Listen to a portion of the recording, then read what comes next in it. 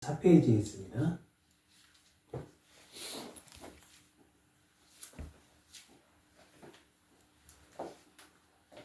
다 찾으셨으면 우리 함께 공독하겠습니다. 요한이 잡히고 예수께서 갈릴리에 오셔서 하나님의 복음을 전파하여 이르시되 때가 찼고 하나님의 나라가 가까이 왔으니 회개하고 복음을 믿으라 하시더라. 아멘. 신앙 고백할까요? 예수스 에스티모 크리스토스. 예수스 에스티모 크리스토스. 예수는 그리스도이십니다. 예수는 그리스도이십니다. 함께 인사 나누겠습니다. 아가포카이 에골로고의 예수. 아가포카이 에골로고의 예수. 예수 안에서 사랑하고 축복합니다. 예수님 안에서 사랑하고 축복합니다. 네, 이번에 이제 우리 구정이죠? 네. 시간이 벌써 이렇게 흘렀어요. 2020년도 시작한 지 얼마 되지도 않은 것 같은데 벌써 2월달이야. 벌써 구정이 왔고 또 며칠 안 남았어요. 2월달도. 정말 세월이 그 세월이 흘러가는 시간만큼 뭔가 주님의 종으로서 주님의 성도로 삶을 살아가면서 뭔가 한 것이 있나 뒤돌아보면 정말 하나도 없는 것 같아요.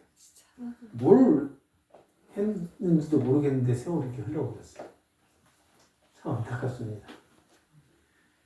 그렇게 아마 그것을 내가 무엇인가를 했다라고 하는 것을 기억하고 또 우리가 인지할 수 있게끔 놔두셨으면 우리 참 교만해졌을 거예요. 그런데 그것을 모르니까 항상 죄인된 마음을 갖는 거 아닐까요? 그런 것 같아요.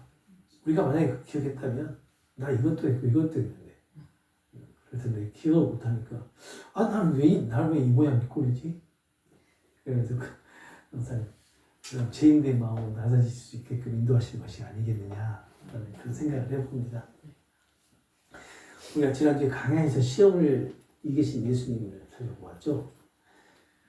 요단강에서 세례를 받으시고 또 순종으로 공적인 사역을 준비하신 그 예수님은 곧바로 성령의 인도하심으로 광야로 이끌리게 되죠. 그래서 그곳에서 사탄의 시험을 받게 됩니다. 그런데 이 시험은 단순히 예수님의 인내심이나 그런 영적인 능력을 점검하는 그런 시간이 아니었던 것 같아요. 그런 사건이 아니었어요. 오히려 예수님께서 어떤 메시아로 사역을 하실 것인가, 그리고 어떤 방식으로 구원을 이루어 가실 것인가, 이러한 것들을 분명히 드러내는 그런 사건이 아니었느냐, 그런 중요한 자리가 아니었느냐 라는 것을 살펴보았어요. 예수님은 광야에서 떡보다 하나님의 말씀을 먼저 선택하셨죠. 그리고 화려한 기적보다 아버지에 대한 신뢰를 선택을 합니다. 세상의 영광보다 십자가로 가는 길을 선택을 하죠. 그 결과 예수님의 사역은 능력과 성공을 앞세우는 사역이 아니라 순종과 십자가를 향해 나아가는 사역으로 단단히 세워져 나가고 있다는 것을 우리가 살펴보았어요. 지난주에 살펴본 것을 좀 떠올려보면 사실 우리 현재 우리가 살아가고 있는 교회라고 얘기하지 않고 그냥 신앙 공동체에서 무엇을 바라보는가를 우리가 다시 한번 살펴볼 필요가 있죠. 우리가 정말로 하나님 말씀을 바라보는지 아니면 떡을 바라보는지, 그냥 아버지에 대한 그 신뢰, 선물로 주어진 그 믿음으로 하나님 아버지를 신뢰하고 믿고 의지하고 있는지, 아니면 하나님의 능력과 그 하나님의 기적을 우리는 바라보고 있는지, 구하고 있는지. 우리는 사실 우리의 능력과 성공을 먼저 앞세우잖아요. 그렇지만 예수님께서 하나님의 말씀에 순종하시고 십자가의 길을 선택하셨던, 그 길을 가셨던 그것을 생각해 보면 우리는 십자가를 절대 선택할 수 없는 존재라는 것을 금방 알 수가 있죠. 우리가 정말 하나님 말씀에 순종하고 있을까? 순종이라는 말은 정말 잘하지만, 정말 많이 하지만 우리가 정말 하나님 말씀을 순종하고 있을까? 라는 것을 생각해 보면 그래서 우리 대신에 예수께서 순종하시고 십자가에서 다 이루었다 선포하셨을 때 우리도 그 은혜에 이렇게 합류할 수 있는 그런 초청을 받은 것이 아니겠느냐라는 것을 알 수가 있죠. 광야에서 예수님의 사역을 가로막는 장애는 아무것도 없었어요.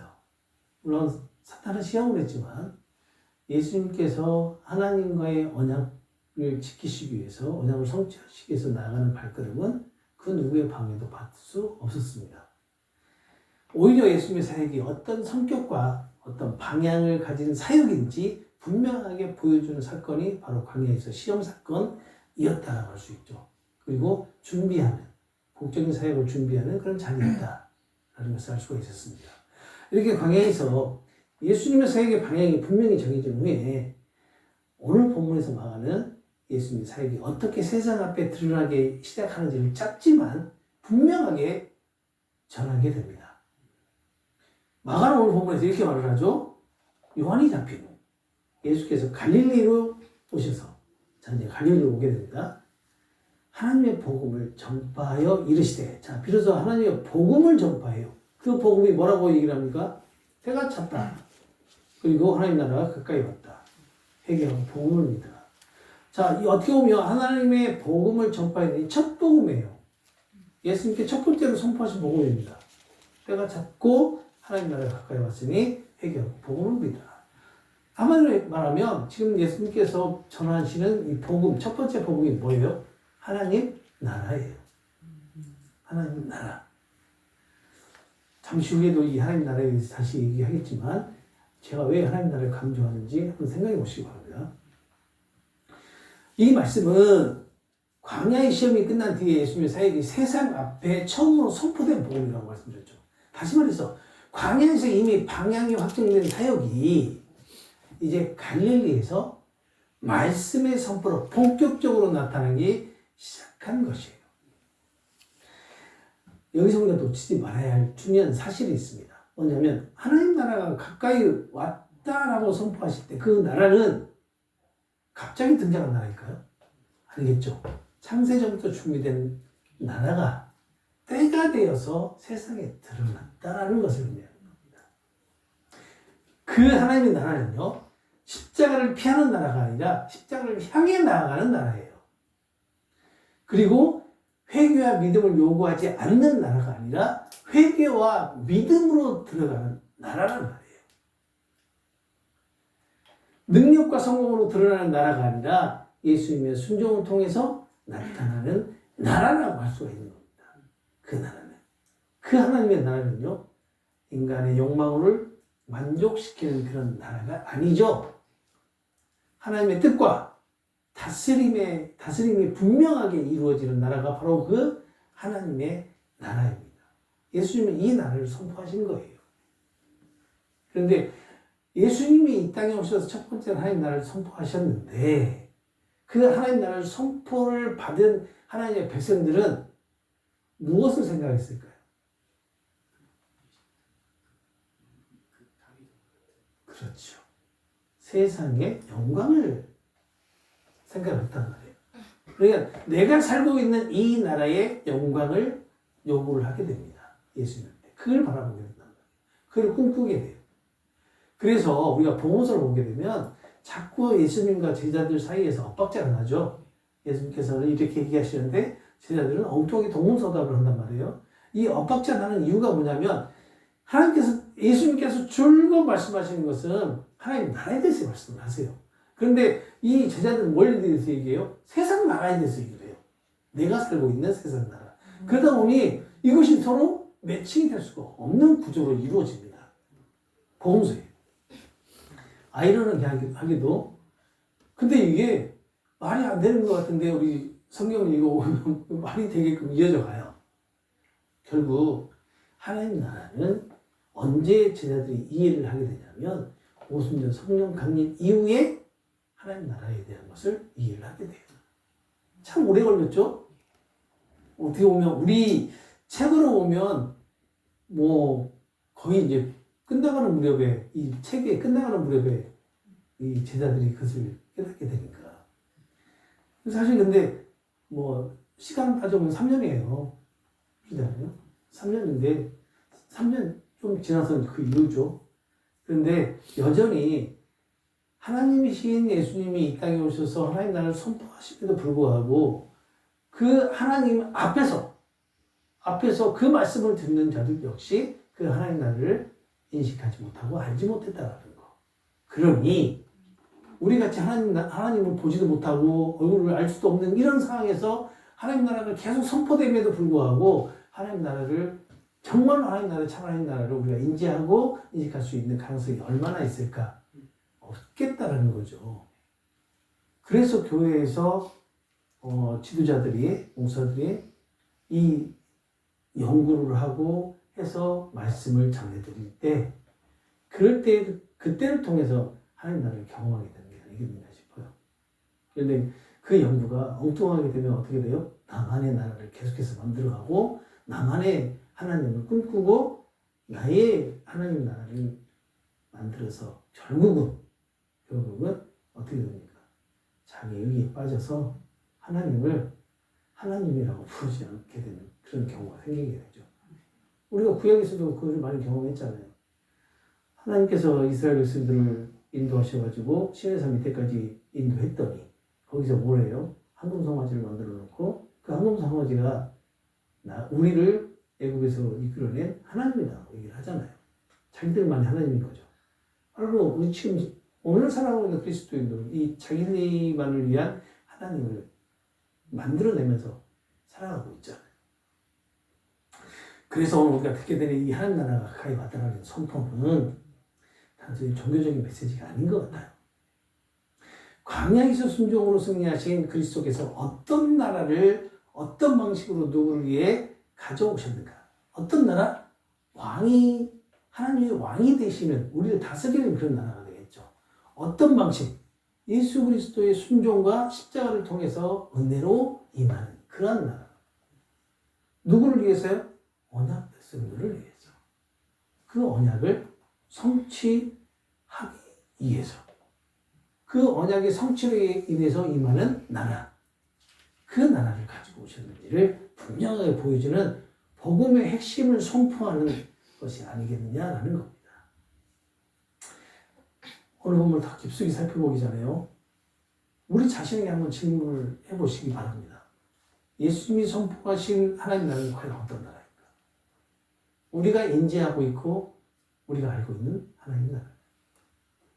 나를 지금은 내가 못 살고 내가 힘들게 살지만 나를 부유하게 해주고 황금 같은 아파트에서 살아가게끔 해줄 수 있는 나라가 하나님 나라라고 대부분의 사람들이 대부분의 그리스도인이 생각을 하고 있잖아요.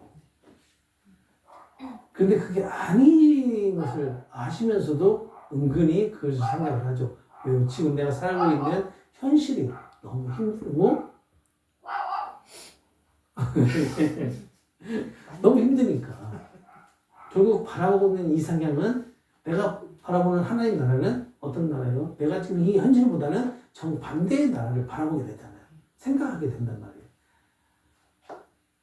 그 나라가 가까이 왔다라는 이 말은 오늘 살아가고 있는 우리에게 무엇을 요구하고 있을까라는 것을 한번 생각해 보시기 바랍니다. 하나님 나라가 가까이 왔다. 그러니 너희들은 무엇을 해야 될까? 예수님께서 이렇게 선포하시면서 우리에게 요구하시는 것은 무엇일까? 한번 생각해 보시기 바랍니다. 아마 예수님께서 우리에게 요구하시는 것은 없을 것 같아요. 없을 것 같아요. 우리가 요구하는 게 더 많겠죠. 하나님 나라 가까이 오면. 이 시간 우리가 광야에서 그 메시아 사명을 확증하신 그리스도에 대해서 선포된 그 하나님 나라의 복음을 함께 깊이 묵상을 하고 또 그 나라 안에서 우리의 삶이 어떻게 부름을 받고 있는지 이것을 함께 살펴보려고 합니다. 광야에서 예수님의 사역의 방향이 분명히 정해진 후에 마가는 예수님의 그 공적인 사역을 길게 설명하지 않고 아주 짧게 두 절로 핵심을 요약해서 설명하잖아요. 이 짧은 선포는 예수님의 사역 전체를 깨닫는 복음의 요약이라고 할 수가 있어요. 왜요? 이것이 하나님 나라를 선포하는 거기 때문에. 특별히 광야의 시험을 거친 그 직후에 선포하신 점이라는 거에서 좀 더욱더 의미가 좀 깊습니다. 예수님께서 먼저 이렇게 말씀하시죠. 때가 찼다. 자, 여기서 말하는 때는 어떤 것을 의미할까? 그냥 단순하게 시간이 흘러가는 그런 크로노스의 뜻일까? 아니면, 그렇죠. 카이로스죠. 여기서 말씀드리는 때는 카이로스인데, 이 카이로스는 하나님이 정하신 때를 얘기합니다. 하나님께서 정하신 결정적인 순간, 이 하나님의 구원 역사가 성취 단계에 들어섰음을 알리는 때가 바로 카이로스, 지금 오늘 본문의 때예요. 우리가 흔히 사용하는 하나님의 때 있죠. 많이 사용합니다. 네. 뭐 내가 뭐 갑자기 아프다가 좋은 일, 병이 나와버렸어요. 그러면 하나님 때가 가까이 왔는 것 같다. 아니면 내가 갑자기 뭔가 막 회심을 했어요. 그러면 하나님 때가 가까이 왔는 것 같다. 이렇게 적용하지 말라는 얘기는 아니지만 이 하나님의 때라는 것은 우리의 때에다 맞추면 안 돼요. 우리의 때에다 맞추면 안 돼요. 우리의 때하고는 아무 상관없어요. 하나님의 때는. 나에게 오는 변화에서 나타나지 않아요. 하나님의 때는. 자꾸 우리가 변화되는 것에 대해서 하나님의 때에 갖다가 이렇게 접목을 시키는데 그러지 마시고 적절하지 않습니다. 그렇게 생각하는 것은 하나님이 정하신 순간이에요. 하나님이 정하신 순간. 우리 자꾸 그것을 우리 때로 이렇게 적용을 하죠. 네, 그렇게 하지 마시고. 자, 그 어떻게 해야 돼요? 어떻게 해야 돼요? 그 나에게서 변화되는 과정이에요. 그렇게 생각하시면 되죠. 또 여기서 찾다라고 하는 그런 표현이 있는데, 이 찾다는 이제 완료수동태로 사용을 했어요. 그래서 이 찾다라는 이 말이 그냥 어떻게 보면 이미 충만하게 이루어졌다. 라는 그런 의미가 돼요. 그냥 때가 찾다, 그 때가, 하나님의 때가 충만하게 지금 이루어졌다라는 그런 의미가 되겠죠. 네. 그리고 그때는 계속해서 하나님의 그 충만함이 계속해서 유지가 되는 것을 의미합니다. 때가 찼다. 하나님이 정하신 구원의 역사가 충만하게 성취되는 그 때를 의미한다는 거예요. 하나님의 때가 충만해졌다. 구원의 때가 지금 충만해서 시작되었다라는 그런 의미로 해석이 됩니다. 이게 지금 복음이 시작된 거예요. 이 복음을 선포하는 겁니다.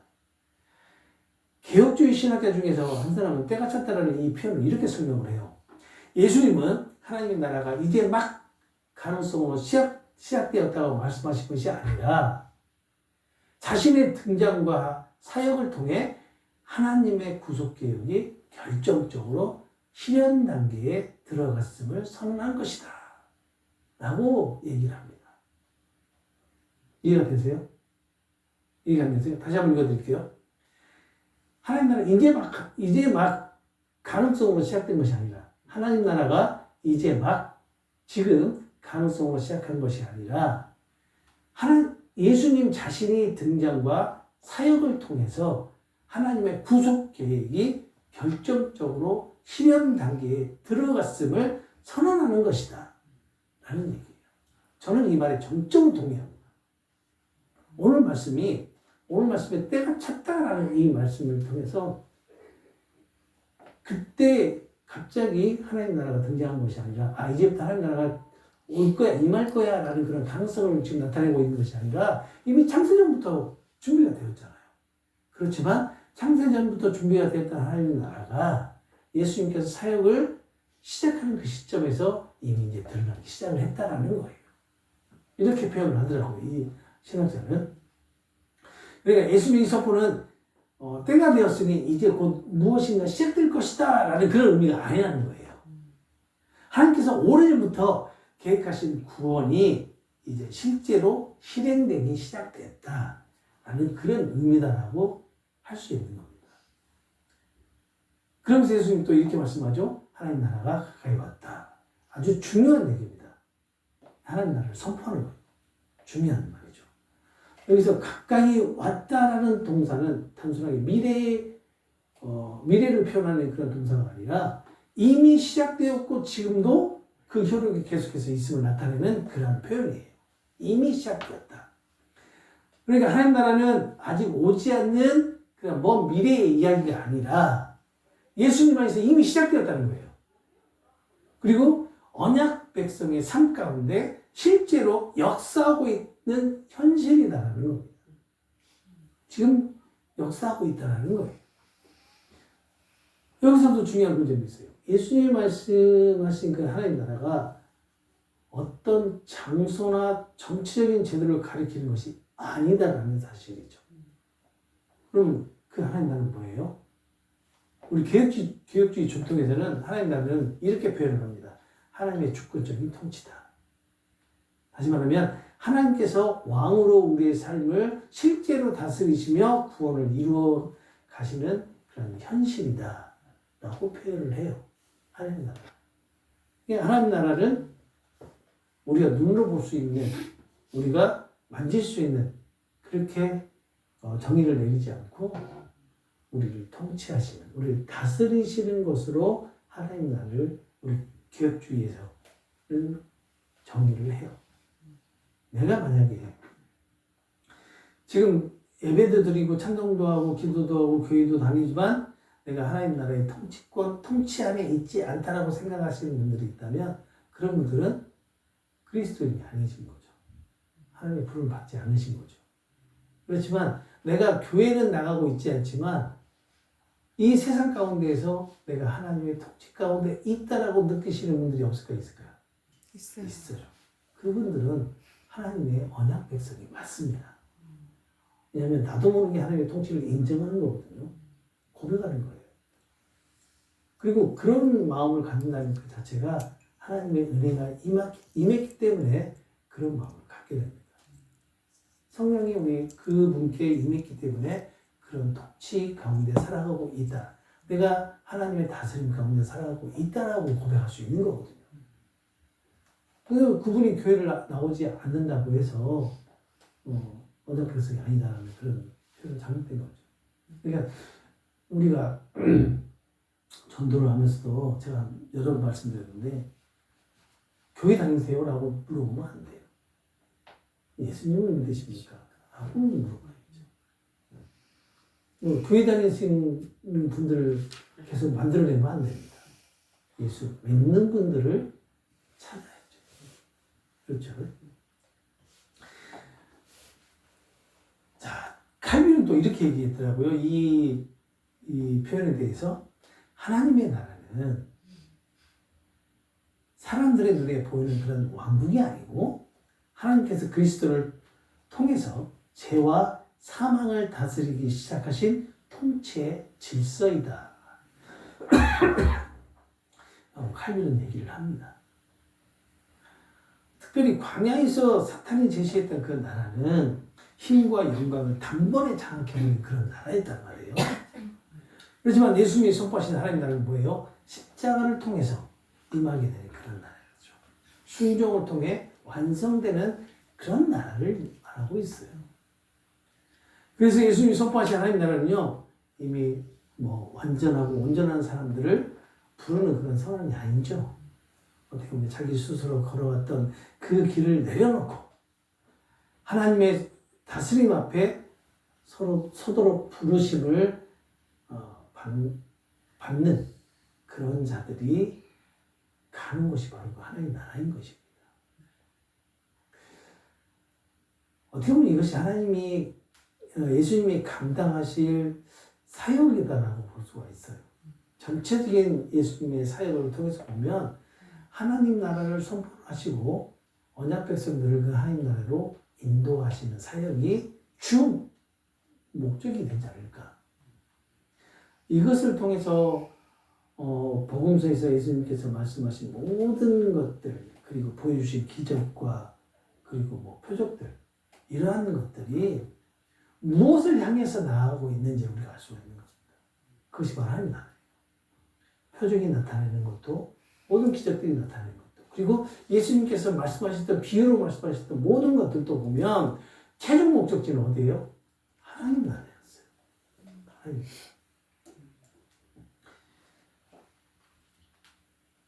그래서 예수님은 이렇게 말씀합니다.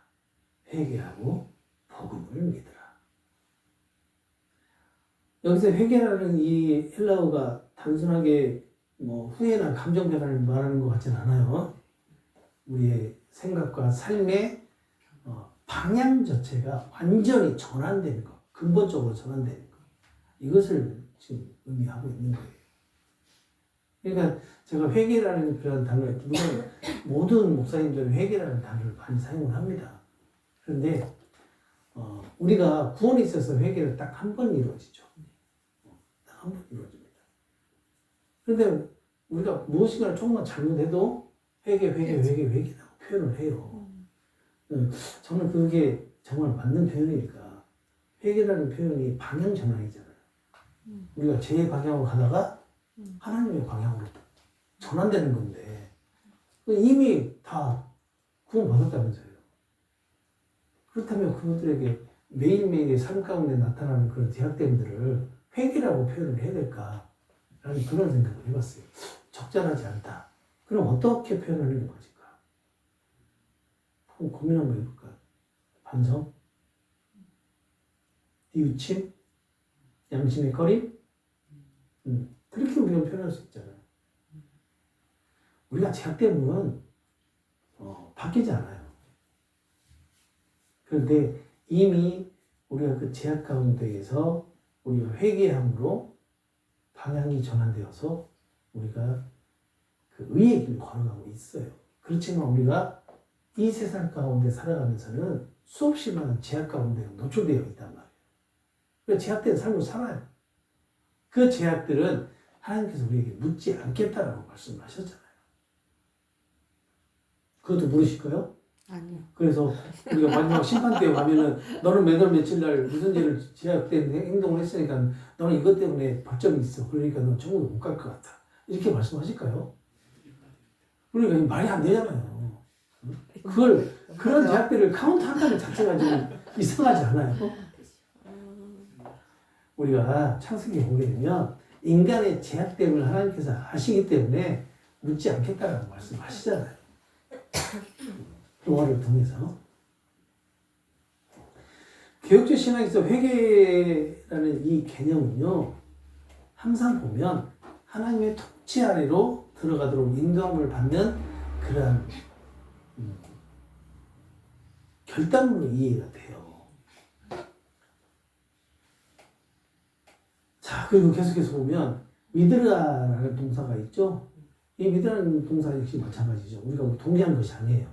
직접으로 동의하는 것을 의미하는 것이 아니라 자신을 전적으로 맡기고 의지하고 신뢰한다는 그런 의미로서 사용되고 있는 거예요. 지금. 그 믿음의 대상이 누구일까요? 오늘 본문에서 복음 유한켈리온이에요. 그리고 그 복음의 중심은 누구예요? 광야를 통과하신 그리스도, 십자가로 나아가신 예수 그리스도이라는 것을 잊어서는 안 됩니다.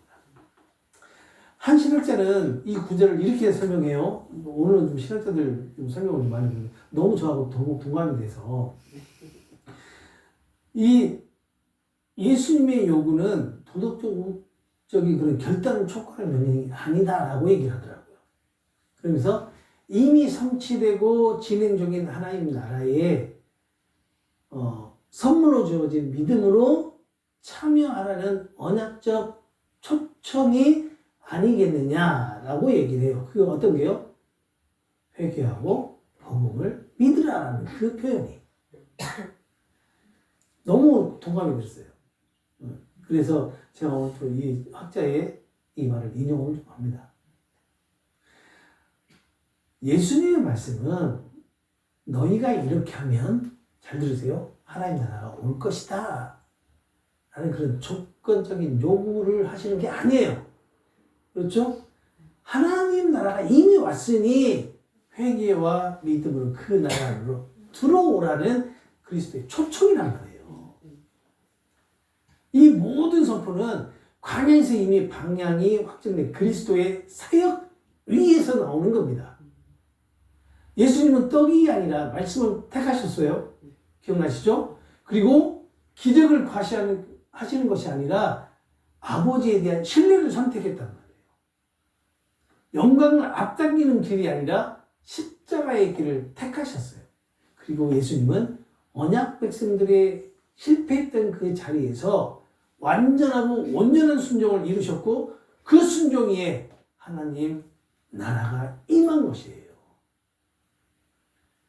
그래서 예수님 하나님 나라의 선포는 능력의 과시가 아니라 순종의 열매이며 그 나라의 기초는 인간의 결단이 아니라 그리스도의 완전한 순종이라는 것을 우리는 꼭 기억해야 됩니다.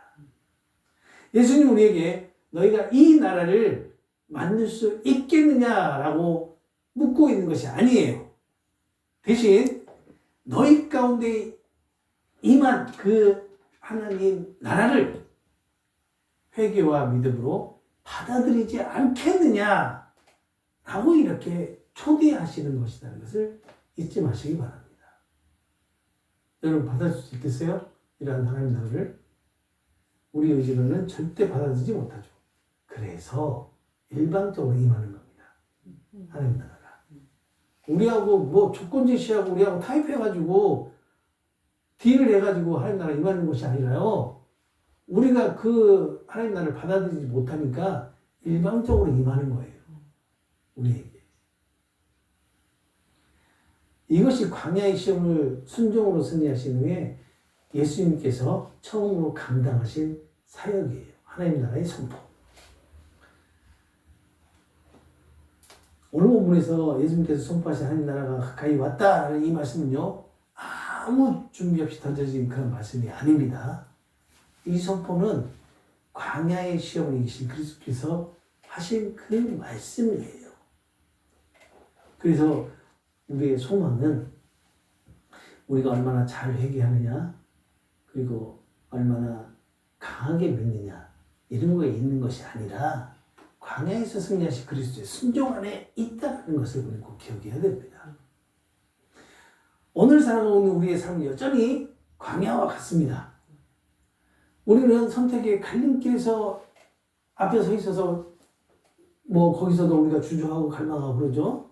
그리고 편한 길에 유혹을 받고 하나님의 뜻보다 더 빠른 길, 더 쉬운 길을 제안을 받으면서 이 세상을 살아갑니다.